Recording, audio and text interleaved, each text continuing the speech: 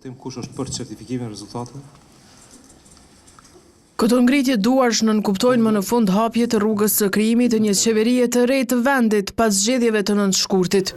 Mbledhja e sejntës e Komisionit Qendror të Zgjedhjeve u mbajt pikërisht për këtë arsye, për t'u certifikuar rezultatet e zgjedhjeve. Dhe ashtu ndodhi me 9 vota pro. 2 vota kundër erdhën nga anëtarët e lëvizjes vetëvendosje, të cilët po vazhdojnë të mos i pranojnë votat me postë, e po kërkojnë anulimin e tyre. Antari Sami Kurteshi tha se do t'i drejtohen edhe gjykatës kushtetuese, duke kërkuar masë të përkohshme, andaj aktualisht s'mund të votojnë certifikimin. E para votimit pati diskutime nëse kjo mund të ndodhë pa dhënë dorëheqje qeveria në detyrë.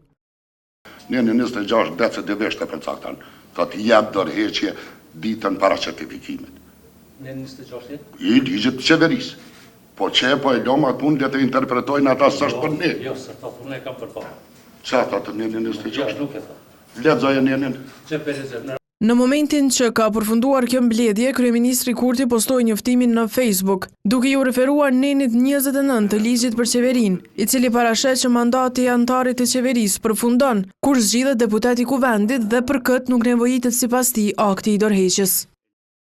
Në këtë rast, ligji parashet që qeveria dhe të gjithë anëtarët e saj vazhdojnë të kryejnë detyrat e tyre, duke respektuar plotësisht kufizimet e parashikuara nga neni 30 i ligjit të lartësekur, si dhe kërkesat e Kushtetutës së Republikës së Kosovës.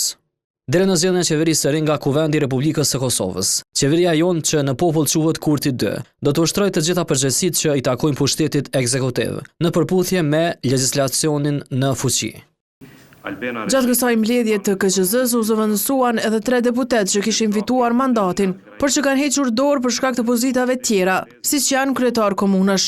Gazmen Muhaxheri u zëvendësua me Arben Gashin, Imre Ahmeti me Paris Gurin dhe Bedri Hamza me Rashid Çalajin.